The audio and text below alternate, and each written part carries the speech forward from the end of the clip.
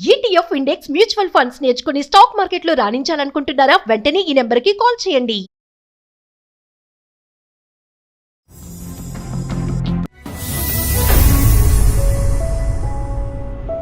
అందమైన జీవితం కార్యక్రమానికి స్వాగతం.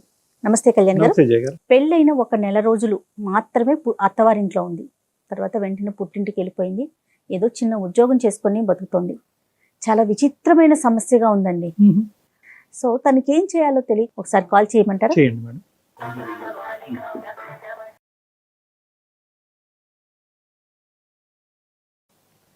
హలో హలో దేవి గారండి, నేను జయానండి, అందమైన జీవితం ప్రోగ్రామ్ నుంచి కాల్ చేస్తున్నాను. నమస్తే మేడం. నమస్తే దేవి. నమస్తే అండి. మరి మీరు కూడా ఒకసారి మాట్లాడతారా? నాతో పాటు డాక్టర్ గారు కూడా స్టూడియోలో ఉన్నారు. మాట్లాడతాను మేడం. ఎస్ దేవి నమస్తే అమ్మా. నమస్తే సార్. ఎంతమ్మా వయసు? సార్ నా వయసు 23 సంవత్సరాలు సార్. ఏంటమ్మా ఏ మ్యాటర్ గురించి మాట్లాడటం చేశారు? నాకు చిన్నప్పటి నుంచి పేరెంట్స్ లేరు. చిన్నప్పుడు చనిపోయారు. 10 years ఏజ్ ఉన్నప్పుడే. అయితే మా మేనత్త గారు నన్ను డిగ్రీ వరకు చదివించారు సార్ కష్టపడి. చుట్టాలందరూ కూడా మమ్మల్ని చాలా బాగా చూడలేదు. ఇంకా నాన్నగారు అమ్మగారు చనిపోయాక ఇంకా ఆమె దగ్గరికి తీసుకుని మమ్మల్ని చూశారు. అన్నదమ్ములు ఎవరు లేరు? అక్క చెల్లి గాని? నేను ఒక్కదాన్నే సార్. ఒక్కదాన్ని. అవును సార్. ఏ వయసు నుంచి మేనత్ దగ్గర ఉన్నావమ్మా? సార్ నేను 12-13 సంవత్సరాల దగ్గర నుంచి ఉన్నాను సార్. అప్పుడు ఇద్దరు అమ్మగారు నాన్నగారు కూడా చనిపోయారు సార్. చెప్పమ్మా దేవి. చెప్పండి. అయితే మా మేనత్త గారు ఒక సంబంధం చూసి పెళ్లి చేశారు సార్. అంటే మా ఇంటికి వచ్చి మరి నన్ను చూసుకుని కావాలి, ఈ అమ్మాయి కావాలని చెప్పి ఒక 1 month 2 months వరకు తిరిగి నన్నే కావాలని కోరుకుని వాళ్ళు చేసుకున్నారు సార్ మ్యారేజ్. ఓకే అమ్మా. కట్నం కూడా ఏం తీసుకోలేదు. వాళ్ళు కొంచెం బాగా రిచ్ పీపుల్. బాగా అంటే కొంచెం బాగా ఫైనాన్షియల్ మొత్తం కంప్లీట్ సెటిల్డ్. ఓకే. నువ్వేం చదువుకున్నావమ్మా? నేను డిగ్రీ చదువుకున్నాను సార్. ఎవరుంటారో అతనితో పాటు? ఉమ్మడి కుటుంబం? ఉమ్మడి కుటుంబం సార్. అందరూ కలిసి ఉంటాము.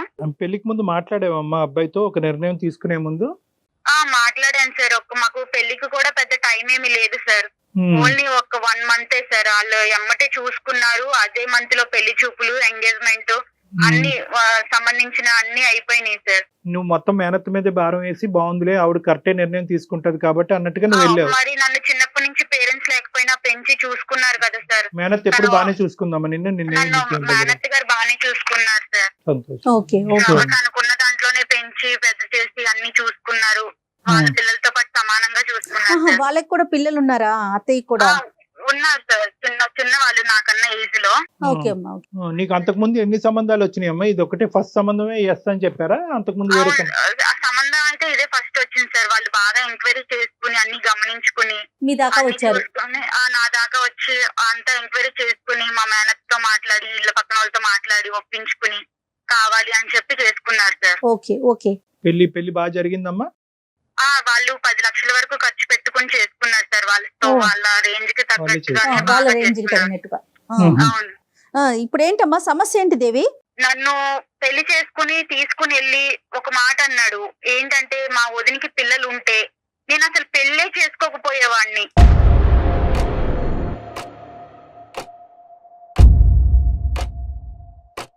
వదినికి పిల్లలు ఉంటే నన్ను చేసుకోకపోవడం ఏంటి, నాకెందుకు ఇట్లా మాట్లాడాడు ఈయన అని చెప్పేసి నేను కొంచెం లోపల చాలా బాధపడ్డాను మేడం. ఆ తర్వాత ఈవిడ ఏమన్నారంటే, నాకు ఎక్కడ ఈయన అన్న ముందుకన్నా నాకు ఎక్కడ అనుమానం కలిగిందంటే, మా ఫస్ట్ నైట్ అప్పుడు అంటే అక్క, మా బావగారి వైఫ్, మా హస్బెండ్ వదిన కాల్ చేసి ఈవినింగ్ టైము వీళ్ళు ఫస్ట్ నైట్ కి మా ఇంటికి వస్తారు అన్న టైంలో కాల్ చేసి వీళ్ళిద్దరు, ఈమె ఎలా చెప్పిందంటే, మీ హస్బెండ్ మరిది గారు నీతో ఇలా ఉంటాడమ్మా చెల్లి, నిన్ను ఇలా చేస్తారు, ఇట్లా ఉంటారని ఆమె ఎట్లా చెప్తుందంటే కంప్లీట్ లైవ్ ఒక ఎక్స్పీరియన్స్ చేస్తే మనం ఎలా ఒకరికి ఓపెన్ గా చెప్తామో అంతలా చెప్పింది సార్.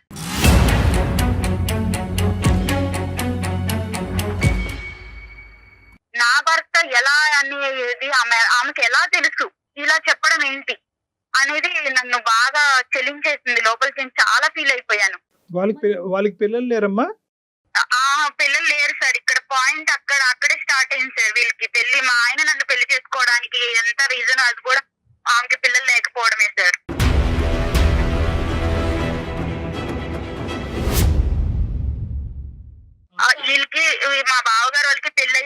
సంవత్సరాలు అయింది సార్. 6 సంవత్సరాలు అయింది. పిల్లలు అస్సలు లేరు. చాలా మందులు వాడారు, చాలా పెద్ద పెద్ద హాస్పిటల్స్ కి వీళ్ళకి ఉన్న డబ్బులు మొత్తం చాలా వరకు దానికే ఖర్చు పెట్టారు. అయితే 6 సంవత్సరాల వరకు పిల్లలు లేరు. తర్వాత వీళ్ళు అంతా ఫ్యామిలీ అంతా ఒకటే సార్. ఎట్లా అంటే ఇలా పేదింటి అమ్మాయిని చేసుకుని, ఇలా తల్లిదండ్రులు లేని వాళ్ళని చేసుకుని ఇట్లాంటి ప్లాన్ వేసి ఇలా ఒక క్రైమ్ లాగా చేస్తారు సార్ లైఫ్ని. కానీ నాకు తెలియక అడుగుతానమ్మా, ఇది అసలు మీ భర్త ఏదైతే ఒక ఎజెండాతో నిన్ను పెళ్లి చేసుకున్నాడో ఆ ఎజెండా సీక్రెట్ గానే కంటిన్యూ చేయొచ్చు కదా. నీ ఎదురుగుంటా కూర్చుని మా వదినకి పిల్లలు ఉంటే కనుక నిన్ను చేసుకుని ఉండేవాడిని కాదు అనే మాట నీకు డిక్లేర్ చేయవలసిన అవసరం ఏముంది? అదే నాకు అర్థం కాలేదు సార్. ప్రతిసారి ఆవిడ కూడా మా ఇద్దరు మాట్లాడుకున్నప్పుడు మధ్యలో రావడం, మేము గదిలో కలిసి ఉన్నప్పుడు వచ్చి డోర్లు తీయడం, ఇట్లాంటివన్నీ చేసింది. ఇవన్నీ కూడా నాకు చిన్న చిన్న అనుమానాలు కలిగించినాయి. అయితే ఒక రోజు నేను చూడకూడని చూశాను సార్. వాళ్ళిద్దరు రూమ్ లో, వాళ్ళ బెడ్రూమ్ లో, మా బావగారు వాళ్ళ బెడ్రూమ్ లో మా హస్బెండ్ వాళ్ళ వదిన ఉండడం నేను కళ్ళతో చూశాను సార్. అది ఎలా అంటే ఒక చెప్పకూడని పీక్ టైం సార్. అది అసలు టూ మచ్. అది నేను తట్టుకోలేకపోయాను సార్. అది నా భర్త వేరే వాళ్ళతో ఉండడం అనేది నేను అసలు యాక్సెప్ట్ చేయలేకపోయాను. అది కూడా సొంత వదిన. అమ్మ తర్వాత అమ్మ ఎవరైనా ఉన్నారంటే వదిన కదా సార్. మీ బావగారికి ఎంతవరకు తెలిసి వ్యవహారం అతనికి పూర్తిగా తెలుసా? ఇంట్లో అందరికీ తెలుసు సార్. అందరికీ తెలుసా? గారికి, అత్తయ్య గారికి, బావ గారికి అందరికీ తెలుసు సార్.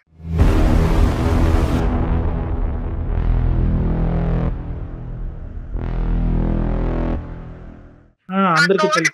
కూడా నాలాగా లేని పరిస్థితి నుంచి వచ్చి తామను కూడా అలాంటి ఇంటి నుంచి చేసుకున్నారు. వీళ్ళు ఇద్దరు అన్నదమ్ములు కూడా లేట్ మ్యారేడ్ సార్. సరే, మా బావగారికేమో 40 ఏళ్ళకి పెళ్లి చేశారు, మా ఆయనకేమో 38 ఏళ్ళకి పెళ్లి చేశారు, నాకేమో 23 సంవత్సరాలు. ఎంత గ్యాప్ చూడండి సార్. అయినా సరే నాకు పెళ్లికి ముందు చెప్పలేదు సార్ వీళ్ళు ఇవేమి. తర్వాత చెప్పారు. చెప్తే నువ్వు ఎందుకు చేసుకుంటావు కానమ్మా. వీళ్ళందరూ ఏంటంటే అలాంటి బక్రాలను ఎదుర్కొని ఎవరైతే కనుక దిగు స్థాయి దిక్కులేనటువంటి వాళ్ళు ఉంటారో, ఎదురు దాడి చేయరు, ఎటువంటి ప్రశ్న అడగరు, ఒక మూలన పడి ఉంటారు. అయినా కానీ నిన్ను చేసుకోవటం ఎందుకమ్మా? ఇప్పుడు అంటే పెళ్లి అనే ఇప్పుడు వాళ్ళ వదినతో నిజంగా ఆ వ్యవహారం నడిపిస్తే కనుక ఆ ట్రయాంగిల్ లవ్ స్టోరీ అలాగే కంటిన్యూ అవనియండి. మధ్యలో నిన్నెందుకు తీసుకొచ్చారంటే ఎందుకు బలి చేశారు అసలు? అది లవ్ కాదు సార్, అది ఒక రకమైన కామం అన్నమాట. నీ దురదృష్టం ఏంటంటే కనుక ఇక్కడ కట్నం అడగకుండానే చేసుకున్నారు, పెద్దింటి కుటుంబంలో చేసుకున్నారు, తల్లిని పిల్లని చేసుకున్నారు, జాలిపడి చేసుకున్నారు అనే యాంగిల్లో ఎంతో కొంత ఒక వ్యవహారాన్ని కనుక్కోకుండా, ఎందుకంటే ఇలాంటివి ఎక్కువ దాగేటటువంటి కాదమ్మా. సార్ వీళ్ళకి ఫస్ట్ నుంచి కూడా రిలేషన్ ఉందని చెప్పేసి చుట్టుపక్కల వాళ్ళకి, ఇంట్లో పనిచేసే ఒక పని ఆవిడికి, అందరికి కూడా వీళ్ళ మీద చిన్న అనుమానం అనేది ఉంది సార్. నీకు వెళ్ళాక గానీ తెలియలేదు అంతేనమ్మా? వెళ్ళాక గానీ తెలియలేదు. ఈయన కూడా ఫస్ట్ నుంచి కూడా ఇట్లా నాకు ఫస్ట్ నైట్ అప్పుడు చెప్పడం, ఈయన ఇలా ఇవన్నీ కూడా ఇక నేను కూడా స్లోగా అందరినీ కనుక్కోవడం ఇలా జరిగింది సార్. ఇవి జరిగిన తర్వాత మా మామయ్య గారికి, అత్తయ్య గారికి అందరికి కూడా నేను దీన్ని ఎక్స్ప్లెయిన్ చేశాను మేడం. చేసినందుకు నన్ను వాళ్ళు ఆ రోజు సాయంత్రమే తీసుకొచ్చేసి మా ఇంట్లో మా మేనత్త దగ్గర నన్ను దింపేసి, మీ అమ్మాయిని ఇలా పెంచారు మీరు ఇలాగే పెంచడం, ఇలాగే ఈ అమ్మాయికి మంచి మర్యాద అని చేసుకున్నాం మేము, మా మీద బొరుగు జల్లుతుంది అంటే వాళ్ళ వైపు ఏమీ తప్పు లేనట్టుగా మాట్లాడుతున్నారు అంతేనమ్మా? మాట్లాడి మా మేనత్త గారికి చెప్పి దింపేసి వెళ్ళిపోయారు మేడం మా మామయ్య గారు. మరి అత్తయ్యకి మీరు ఎక్స్ప్లెయిన్ చేశారా? అందరికి చెప్పాను మేడం. మీ మేనత్తకి ఒక్కటే తెలిసి, వాళ్ళందరూ తెలిసి ఇదనేది జరుపుతున్నారు. వాళ్ళ ఇంట్లో ఇదంతా కూడా ఒక ఆనవాయితీ, ఒక అలవాటు, ఒక వ్యవహారం అమ్మా. అది ఆ కల్చర్ అలా అయిపోయింది. ఇక్కడ దురదృష్టం ఏంటంటే ఏదైతే నీ లూప్ లోంచే వచ్చినటువంటి ఆ పెద్ద ఆడపిల్ల కూడా ఇంకా వాతావరణానికి అడ్జస్ట్ అయిపోయింది.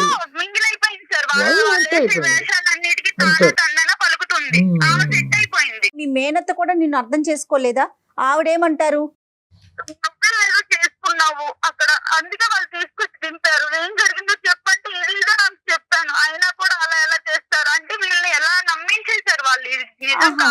నమ్మట్లా. సో నువ్వేదో ఇక్కడ కావాలని నాటకం ఆడి నీ జీవితాన్ని నువ్వు పాడు చేసుకుంటున్నావు అనేటటువంటి ఆలోచన మా అందరికీ కూడా ఇక్కడ ఏ కోసాన్ని కూడా మాకు లేదు. ఏమన్నా మాట్లాడదామా కళ్యాణ్ గారు? సార్ నేను ఏంటంటే ఇప్పుడు నా జీవితం అనేది పెద్ద క్వశ్చన్ మార్క్ లో పెట్టేశారు సార్. ఇప్పుడు నేను దానికి సమాధానం వెతుక్కోలేకపోతున్నాను. ఎంతకాలం అక్కడ కలిసి ఉన్నావమ్మా? ఎంతకాలం అతనితో? కుటుంబంలో ఉన్నావు? నేను ఒక 20 రోజులు 22 రోజులు అట్లాగే కలిసి ఉన్నాను సార్, నెల లోపే సార్. ఈ 2 years పాటు, ఈ 2.5 years పాటు మీ ఇద్దరి మధ్యన కమ్యూనికేషన్, మెసేజెస్, అతను మీ ఇంటికి రావటం నా ఏమీ లేదు. నెంబర్లన్నీ బ్లాక్ చేసేసారు. బ్లాక్ నేను చేసేసారు. అక్కడ నుంచి వచ్చాక కూడా నేను కాల్ చేస్తున్నానని చెప్పేసి నా నెంబర్ బ్లాక్ చేసేసారు సార్.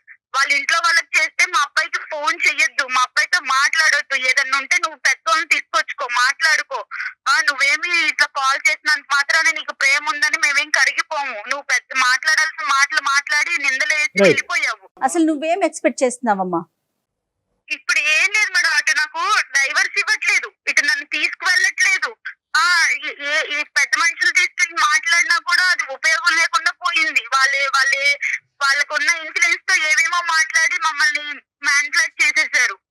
ఇక నాకు ఎటు క్వశ్చన్ లేక నేను మా మేనత్త గారు కూడా ఏదో ఒక రకంగా యువర్ ఓపెన్ టు ఆల్ కదా. అంటే ఒకటే నేను అడిగేది ఏంటంటే, యువర్ ఓపెన్ టు ఎవ్రీథింగ్ కదా. డైవర్స్ అయినా మళ్ళీ కలిసి వాళ్ళు ఏదైనా మార్పు వచ్చి ప్రత్యేకమైనటువంటి స్ట్రింజెంట్ కండిషన్స్ పెట్టుకుని అక్కడ నీకేం కలిసి ఉండాలనే ప్రయత్నంతోనే నేను అందమైన జీవితానికి మెయిల్ చేశాను కలిసి సార్. ఉండాలనే కానీ ప్రయత్నం. నేను ఆ ఇంట్లో వాళ్ళందరి మధ్యలో కలిసి అయితే ఉండలేను సార్ నా భర్తతో. ఇప్పుడు నీ భర్తని వాళ్ళు మౌల్డ్ చేసి, మాడిఫై చేసి, ఆ విధంగా ఉచ్చులోకి తీసుకెళ్లి పిల్లలకి అనేటటువంటి మెషిన్ లాగా పట్టుకెళ్లారనే ఉద్దేశమా నీకు? అంటే నీ భర్త ఇప్పటికీ నీ భర్తను నువ్వు ట్రస్ట్ చేస్తున్నావా? కాబట్టి భర్త బయటకు వస్తే కాపురం చేస్తానని అంటున్నావా?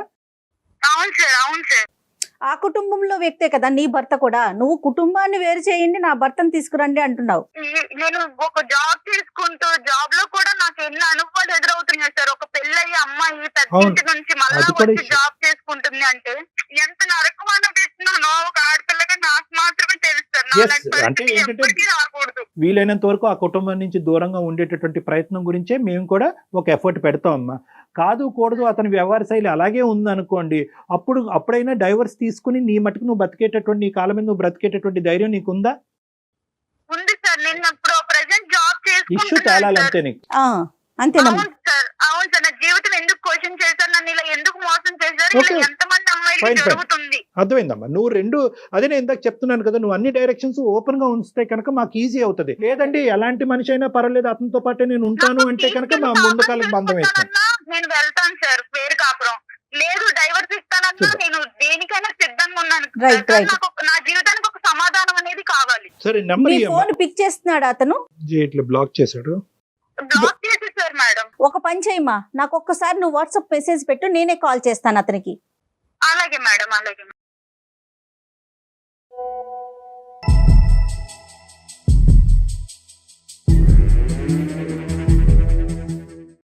హలో హలో, సుధీర్ అండి. అవునండి. దేవితో ఇంతకు ముందే మాట్లాడాం మేము. దేవి మీ భార్య 2.5 సంవత్సరాల క్రితం కలిసి కాపురం చేసిన మీ తను భార్య. ఏదో ఒక ఇష్యూ చెప్తా ఉంది సుధీర్.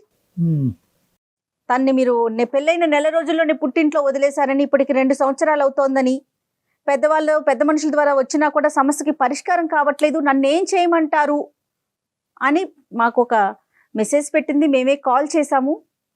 సో తన ఫోన్ పిక్ చేయట్లేదని నేనే మీకు కాల్ చేయటం జరిగింది సుధీర్. అసలు ఏం జరిగింది ఏంటి అన్ని అసలు నేను ఎందుకు ఎక్స్ప్లెయిన్ చేయాలి మేడం? అంటే ఇప్పుడు నేను ఎందుకు చెప్పాలి ఇదంతా? ఎవరు మాకా?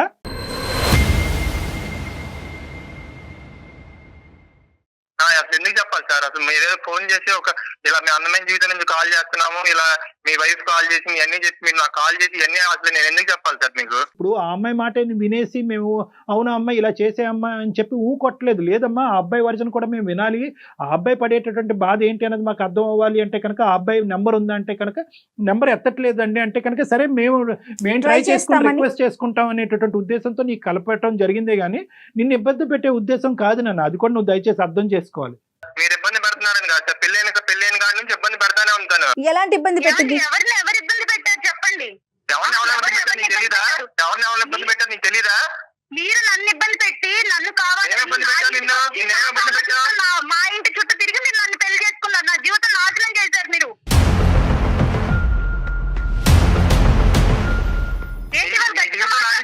నీ జీవితం నాశనం చేశావు. నువ్వు వచ్చి మా కుటుంబంలో లేనిపోయిన సృష్టించి మా కుటుంబం మేము చక్కగా ఉన్న కుటుంబాన్ని లేనిపోయింది నేను సృష్టించానా? నేను కళ్ళతో చూసిన నిజం కాదా? మీ వదిన మీ వదినాలు రూమ్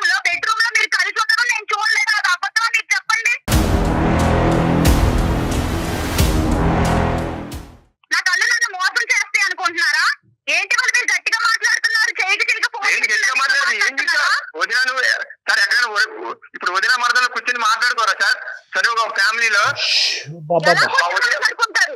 చేతులు పట్టుకుని చేతులు వేసుకుని మంచాల మీద పడుకుని అంటే సార్ ఆ రోజు మా వదిన వాళ్ళ పర్సనల్ ప్రాబ్లం ఏదో మా వదిన వాళ్ళ ఇంట్లో పర్సనల్ ప్రాబ్లం ఉంటే అది నాకు చెప్తుంది సార్.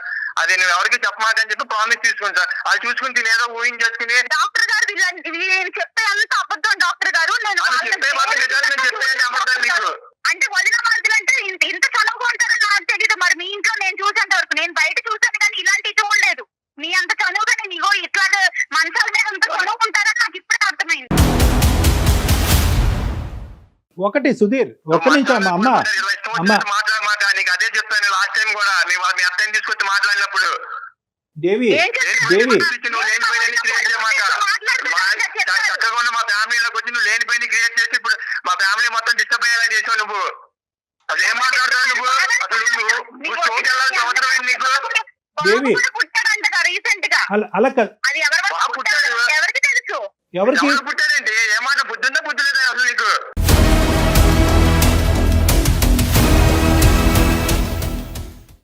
నాకు బుద్ధి బాగానే ఉంది. మీకు బుద్ధి లేని పనులు చేశారు కాబట్టి నన్ను మా ఇంటికి మీరు తీసుకొచ్చి దింపేశారు.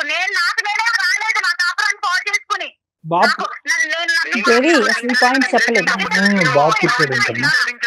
మాకేం సరదా కాదు పెళ్లి చేసుకుని తీసుకెళ్లి దించడానికి. నిన్ను సరదా కాదా? మరి నా జీవితానికి నా జీవితం మీకు సరదా అయిపోయింది. అందుకే నన్ను దింపేశారు మీరు. ఒక 2 minutes ఉండండి. ఇప్పుడు నేను అడిగేటటువంటిది ఒకే ఒక పాయింట్ ఏంటంటే, ఈ 16 రోజుల ఫంక్షన్ అప్పుడు మీరు ఆ విధంగా ఎందుకు చెప్పాల్సి వచ్చింది? అంటే పిల్లలు ఉండుంటే కనుక, వదినకి పిల్లలు ఉండుంటే కనుక అసలు పెళ్ళి అనేది రూల్ అవుట్ చేసేసి ఉండేవాడిని అనేది ఎందుకు అన్నారు మీరు? బేసిక్ గా నాకు పెళ్లి అనే దాని మీదే నాకు ఇంట్రెస్ట్ లేదు సార్. ఓకే, నేను సింగిల్ గా ఉందామనే పాయింట్ ఆఫ్ వ్యూ లోనే నేను ఫస్ట్ నుంచి ఉన్నాను సార్. ఇప్పుడు అదే మా వదినికి మా అన్నయ్యకి పిల్లలు ఉంటే ఆ పిల్లలతో నేను కొంచెం మంచిగా టైం స్పెండ్ చేసి నా లైఫ్ అలా లీడ్ చేస్తూ ఉండేవాడిని సార్.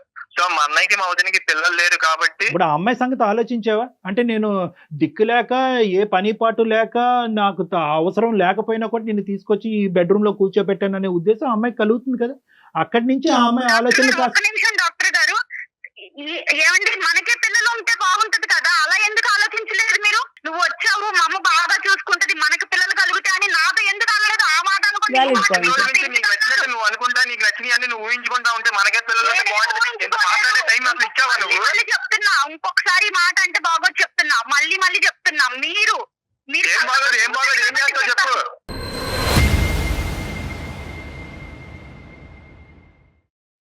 మాట్లాడితే బాగోదు అంట. నువ్వు వచ్చాక కూర్చుని ఏమంటే మీరు ఆ రోజు ఇలా అన్నారు, ఎందుకు అన్నారు, ఏంటి దాని ఉద్దేశం ఏంటని నువ్వు అడిగావు నన్ను? మా మేనత్తను తీసుకుని పెద్ద మనుషులు తీసుకుని నేను వచ్చాను కదా, మీరు అప్పుడేం చేశారు? అప్పుడు మాకు ఈ పిల్లొద్దు, అలా వద్దు, ఇలా వద్దు అని మాట్లాడారు కదా, అలా మాట్లాడుకున్నా. అవును, నువ్వు ఇలా కట్టుకోవాలనుకుని ఇలా కట్టుకోవాలనుకుని కుటుంబంలో అందరి మధ్య సవాళ్ళు చూస్తే నాకేం తెలుసు, అందుకే వద్దని చెప్పాను. సృష్టించలేదు డాక్టర్ గారు, ఇదేమి నేను క్రియేట్ చేసి మాట్లాడట్లేదు డాక్టర్ గారు. నేను చూశాను, మీరు అబద్ధాలు చెప్పొద్దండి. ఒకటే ఇక్కడ ఏంటంటే ఫైనల్ గా ఒకటేనమ్మా, 3 సంవత్సరాలు చూసారంటావు. ఏంటంటే మీరు మంచాల మీద పడుకోలేదా? ఎలా పడుకున్నారు? నేను పిచ్చి పిచ్చిగా మాట్లాడమని చెప్తున్నా దేవి, ఇష్టం వచ్చేది సృష్టించమాట నువ్వు చెప్తున్నా.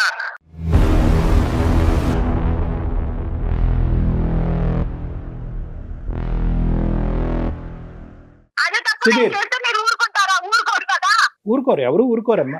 అలా కదమ్మా, ఇవన్నీ కాదు అమ్మా. ఒకటి at the end of the day నువ్వు మాకు ఈమెయిల్ పంపించడానికి ప్రధానమైనటువంటి కారణం ఏంటంటే, ఇన్ని లోపాలు ఉండేటటువంటి కుటుంబంలో నా భర్త ఇవన్నీ ఉన్నా కూడా నేను చూడకూడనటువంటి సిచ్యువేషన్ నా భర్త వాళ్ళ వదినతో చూసినా కూడా ఈరోజు నా భర్త అంగీకరించి బయటకు వస్తే కనుక అతనితో పాటు నేను ఉండటానికి రెడీ అని నువ్వు అంటున్నావు. దానికి అతను రెడీయా కాదా అన్నది ఫస్ట్ అది తేల్చుకుని దాన్ని బట్టి మనం మిగతా మాటలు మాట్లాడుకోవాలి. కానీ ఇంకా ఒకరి మీద ఒకరు ఇంకా సుధీర్ అది కాదు. ఇప్పుడు ఆ అమ్మాయి నీకు కావాలా సుధీర్? ఆ అమ్మాయిని మీరు స్వీకరించడానికి రెడీగానే ఉన్నారా? సార్ స్వీకరించడానికి రెడీగా ఉన్నారంటే సార్, తను మళ్ళీ వచ్చిన కాడి నుంచి మళ్ళీ ఏదో స్టోరీ క్రియేట్ చేసి మళ్ళీ వెళ్ళిపోతే మళ్ళీ ఎవరు సార్ రెస్పాన్స్? లేదు, ఇప్పుడు ఆ అమ్మాయి ఏంటంటే ఈ అంశాలన్నీ పక్కన పెట్టేసి మీ వదిన గారితోనూ ఇలాంటి ఇష్యూస్ ఇవన్నీ ఏం మాట్లాడకుండా, మళ్ళీ ఫ్యూచర్లో ఇవి రాకుండా, పాస్ట్ తవ్వకుండా ఆ అమ్మాయి అన్ని కూడా వెనక్కి పెట్టేసి మళ్ళీ మీ జీవితంలోకి రావడానికి రెడీగానే ఉంది. ప్రొవైడెడ్ ద కండిషన్ ఏంటంటే ఆ కుటుంబం నుంచి మీరు బయటకు విడికాపురం రావాలంట. దానికి మీరు రెడీనా అని అడుగుతారు. ఉద్దేశం అసలు లేదు డాక్టర్ గారు. ఎందుకంటే ఆయన కోరుకున్నట్టుగా వాళ్ళ వదినికి బాబు కూడా పుట్టాడు డాక్టర్ గారు. నన్ను ఎప్పుడైతే వాళ్ళు దింపేశారో ఆ అమ్మాయి తర్వాత ప్రెగ్నెంట్ అయ్యింది. ఇప్పుడు వాళ్ళ ఇంట్లో బాబు ఏంటమ్మా? జరిగిన అతను నన్ను ఇంకెందుకు ఏంటి తీసుకెళ్ళి నేను కోరుకున్న జరిగి అసలు ఏం మాట్లాడుతున్నావు? నీకు బుద్ధి ఉందా బుద్ధి లేదా?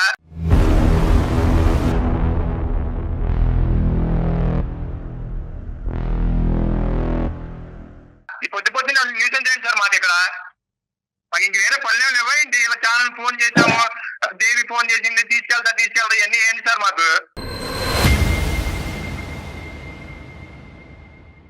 చూసారా డాక్టర్ గారు ఎలా మాట్లాడుతున్నాడు ఈయన? అది వీళ్ళ నిజ స్వరూపాలు ఇలా బయటపడిపోతాయి అన్నమాట. మనం గట్టిగా మాట్లాడి గొంతెత్తి మాట్లాడే వాళ్ళు వీళ్ళకి నచ్చరు. నువ్వు ఒక పెద్ద మాట అన్నావు. ఇప్పుడు నేను బయటకు వచ్చినాక వాళ్ళు వదిన గర్భాన్ని దాల్చి ఇప్పుడు ఒక బిడ్డను బాబు కన్నది పుట్టాడు. అంటే కనుక దాని ఉద్దేశం ఏంటి? రెడ్ హ్యాండెడ్ గా చూశాను కాబట్టి ఇది సిచ్యువేషన్ గా లేదమ్మా, అసలు సందర్భానుసారం లేదు. నా భర్త అటువంటి క్యారెక్టర్ నేను బయటకు రాగానే వదినతో సంసారం చేసి ఇప్పుడు కన్నాడు కాబట్టి ఆ వ్యక్తి అయినా పర్వాలేదు నాకు కావాలి అని చెప్పి మా అంటున్నావు చేత ఫోన్ చేయించడం ఎందుకమ్మా? ఇప్పుడు నీకు అటువంటి భర్త కావాలా? నిజంగా ఇప్పుడు నిజంగా నువ్వు అన్నదే కరెక్ట్ అని అనుకుందాము. ఈ ఆలోచనలు ఈ ఉద్దేశాలు అన్ని మా పక్క మనసులో పెట్టుకుని అతనితో పాటు మళ్ళీ ప్రయాణం మొదలు పెడతాను, ఓన్లీ కండిషన్ అక్కడ కుటుంబం నుంచి బయటకు రావాలంటే ఇది వర్కబుల్లేనా? మీరిద్దరు ఎప్పటికీ కూడా సుఖ సంతోషాలతో ఉంటారా? మేము కలిపి పంపినా కూడా ఇది వర్కబుల్లేనా? ప్రాక్టికలేనా? లైన్ లో సుధీర్, ఇప్పుడు నేను ఏ నిర్ణయం తీసుకోలేని స్థితిలో మీ దగ్గర మీకు తను మెయిల్ వెళ్ళిపోయాడు. చేశాను సార్. దానికి నాకు నా జీవితానికి మీరే ఒక దారి చూపించారు అమ్మ, సార్. అతను దారి చూపెట్టాలి తీసుకెళ్తాడా? అంటే లేకపోతే దారి నాకు చూపెట్టాలి. డైవర్స్ ఇస్తాడా? ఏదైనా నేను అయిపోయింది. ఒప్పుకునే మీకు దా- ఆలోచించుకుని మెయిల్ చేశాను అమ్మ, సార్. అతను డైవర్స్ ఇస్తాడా లేదా అనేటటువంటిది అతని సంభాషణలోనే మనకు అర్థమైంది, అతని మాట తీరులో అర్థమైంది. ఇప్పుడు ఫోన్ కట్ చేసి వెళ్ళిపోయాడు. ఇంకా మనకు అర్థం అయిపోయింది అతనికి నువ్వు వద్దు. అదైతే క్లియర్ కట్ గా అయినా అతను కూడా నీకు అతను కావాలా? అతను ఏంటంటే అతనికి నీవు వద్దు అనేటటువంటి మాట అతని నోటి ద్వారా అతను చెప్పకుండానే మీ ద్వారానే డైవర్స్ అప్లికేషన్ అక్కడ పంపించాలనేటటువంటి ఉద్దేశంతో వెయిటింగ్ గేమ్ ఆడుతున్నారు వాళ్ళు. ఇప్పుడు ఏంటంటేనమ్మా అక్కడ జరిగినటువంటి సంఘటన అతను ఒప్పుకోడు. ఎస్ అండి నా వదినతో నాకు ఒక ఇది ఉంది అనేటటువంటిది అతను ఒప్పుకోవట్లేదు. చూసినట్టుగా ఎందుకు నువ్వు ఒప్పుకుంటారు సార్? ఊహించుకుంటున్నావు. ఇలాంటి వాళ్ళు ఒప్పుకోరు కదా. అదే ఇప్పుడు నువ్వు ఇలాంటి వాళ్ళు ఒప్పుకుంటే మళ్ళీ వాళ్ళకే పరువులు ఉంటాయి, మాకు ఉండవా సార్? మా జీవితాలు ఇలా అయిపోయినా దేవి, పర్వాలేదా సార్? ఒక దేవి. అమ్మా, ఆడపిల్ల ఇక్కడ జీవితం, పబ్లిక్ గా తల్లిదండ్రులు లేని పిల్ల జీవితం అని. దేవి ఇక్కడ పబ్లిక్ గా నువ్వు చూసింది కరెక్ట్, ఖచ్చితంగా అక్కడ అక్రమ సంబంధం ఉంది అనే విధంగా మేము కూడా మాట్లాడలేవు. కానీ నీ కళ్ళ ద్వారా నువ్వు ఏదైతే చూసావో అది నువ్వు నమ్ముతున్నావు కాబట్టి అక్కడికి వెళ్ళేటటువంటి ఉద్దేశం నీకు ఉందా నేను లేదా చూశాను అని. కాబట్టే నమ్ముతున్నాను సార్. మరి నువ్వు చూడకపోతే practical నా గా భర్త మీద ఆలోచించు. నేను నిందలు వేసుకోను. దేవి, మొత్తం నువ్వే చెప్తున్నావు. నువ్వు ప్రాక్టికల్ గా ఆలోచించు. నువ్వు చూసింది మేము సమర్థించలేము అమ్మా. అది. ఎందుకంటే మేము ఎలా సమర్థిస్తాము? అక్కడ మేము సమర్థించలేము. కానీ నువ్వు చూసింది నిజమే. ఆ నిజాన్ని నేను చూశాను కాబట్టి అది నేను జీర్ణించుకోలేను కాబట్టి అక్కడికి నేను వెళ్ళలేను అనేటటువంటి నిర్ణయం అన్నా తీసుకోవాలి. అది జీర్ణించేసుకుని సంసారం జీవితమే ఇంపార్టెంట్ కాబట్టి మిగతా అంశాలన్నీ పక్కన పెట్టేసి అణిగిమణిగి నేను అక్కడే ఉంటాను అనే నిర్ణయం అన్నా అది కూడా తీసుకోవాలి. ఆ ఇంట్లోనే మళ్ళీ అతను నువ్వేంటంటే- తీసుకొని బయటకు వస్తానని కాదు కళ్యాణ్ గారు. ఏంటంటే అది ఖండిస్తున్నావు, అది తప్పు అంటున్నావు, అది కరెక్ట్ కాదంటున్నావు, అది దరిద్రం అంటున్నావు. కానీ నా భర్త నాకు కావాలి, అక్కడి నుంచి బయటకు వస్తే కనుక అన్ని చాలు. మర్చిపోయి కాపురం చేస్తానంటే ఈ రెండు ఎలాగ ఒక పడవలో ఎలా ప్రయాణం చేయొచ్చు ఇవి? కాదమ్మా, నువ్వు సరే చూసిందే. సార్, ఇప్పుడు మీరు నా బాధ అనేది మీకు అర్థమైంది కాబట్టి ఇప్పుడు నాకు అర్థమైంది. solution మీరు నేను చెప్పండి ఒకే కంక్లూజన్ నేను చెప్తానమ్మా. ఇప్పుడు ఆ అబ్బాయి అయితే కనుక ఇది సరే. ఒక పేపర్ తీసి చింపేసినట్టుగా ఇది చింపేస్తున్నాడు. అదేమీ లేదు, కేవలం మా కుటుంబంలో విడదీయటానికి ఈ అమ్మాయి దాపరించింది కాబట్టి ఈ అమ్మాయిని తీసుకెళ్లి ఆ పుట్టింట్లో వదిలేయటం జరిగింది. మాకు ఇక్కడ ఎటువంటి అలాంటి బూత్ కార్యక్రమాలు ఏమి ఇక్కడ జరగట్లేదు, అటువంటి అంశాలు ఏమీ లేవు అని ఆ అబ్బాయి కళాఖండిగా చెప్పేశాడు. కాబట్టి ఆ అబ్బాయి తప్పు చేస్తున్నట్టుగా ఇలా పబ్లిక్ ఫోరం మీద మేము మాట్లాడటం అనేది కరెక్ట్ కాదు. వదినికి అతనికి ఇంకోటి ఏదో ఉంది అనేటటువంటిది ఇలా పబ్లిక్ ఫోరం మీద మాట్లాడటం కరెక్ట్ కాదు. కానీ at the end of the day ఉంది, నేను చూసాను. ఓకే అందు గురించి ఇక్కడ ఏంటంటే బాధితురాలు నువ్వే, జడ్జి నువ్వే.